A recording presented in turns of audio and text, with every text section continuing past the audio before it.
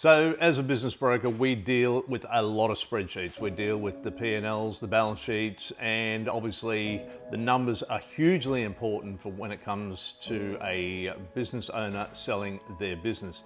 But there is another factor that comes into play, and that's the story, the narrative of the business that is being sold. So often, we just get bombarded with the financials and we don't create the story around what the business could possibly do. What is your niche? Are you dominating that niche, and how are you overcoming your competitors in that market? What makes you stand out? Why do customers choose you over the competitors? Getting all those stories right and getting that, covered off within the selling information is as important as the figures. So when you are selling your business, make sure you're very clear on your niche. Make sure you're very clear on where you're dominating.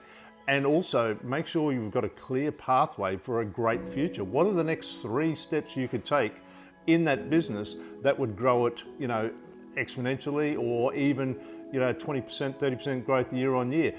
Buyers want to know how they're going to get their money back. They want to know they're not buying just a job and that the business has got growth potential. Then they're more likely to take interest in your business than just a business that might have great figures but doesn't have a story. So get the story right. It makes it much easier to sell the business.